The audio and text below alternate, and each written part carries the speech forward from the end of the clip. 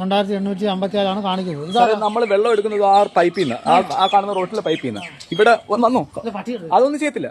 ഇവിടെ വെള്ളത്തിന്റെ മീറ്ററും കാര്യങ്ങളും എല്ലാം വെച്ചിട്ടുണ്ട്. പക്ഷെ ഇതുവരെ ഇവിടെ വെള്ളം വന്നിട്ടില്ല.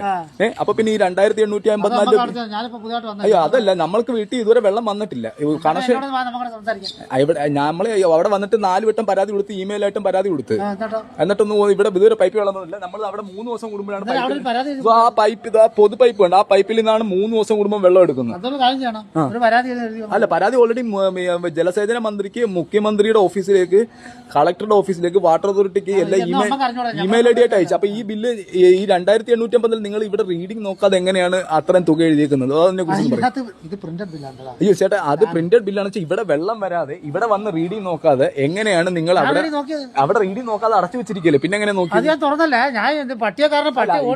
ഇവിടെ ഇതുവരെ വെള്ളം വന്നിട്ടില്ല, പിന്നെ എങ്ങനെയാണ് ഇത്ര റീഡിംഗ് വന്നത്? അല്ല, ഞാൻ ചോദിച്ച ചോദ്യത്തിന് താങ്കൾ ഉത്തരം പറയും. അതായത് ഇവിടെ ഇതുവരെ പൈപ്പിൽ വെള്ളം വന്നിട്ടില്ല, പിന്നെ എങ്ങനെയാണ് 2000 അല്ല അപ്പൊ അങ്ങനെ പഴയ ബില്ലെന്ന് വെച്ചാൽ കമ്പ്യൂട്ടർ സർക്കാർ സംവിധാനം എല്ലാം തെറ്റാണെന്നല്ലേ അത് കാണിക്കുന്നത്? അതായത് പൈപ്പിൽ വെള്ളം വരാൻ പറയും. അതായത് നമ്മളൊരു മീറ്റർ ഒരു കണക്ഷൻ അടുത്ത് സാർ, അത് കണക്ഷൻ എടുക്കാതെ ഞാൻ അതിന്റെ പൈസ എല്ലാം 2000 രൂപ പറഞ്ഞു ഇട്ട് കഴിഞ്ഞാൽ മിനിമം 146. മിനിമം. പക്ഷെ ഇതുവരെ വെള്ളം വന്നിട്ടില്ല. അല്ല, പൈപ്പിൽ വെള്ളം വരാതെ എങ്ങനെയാണ്? സാർ, അത് നമ്മൾ പരാതി ഓൾറെഡി കൊടുത്തു. പിന്നെ എങ്ങനെയാണ് ഈ 2884 ഒരു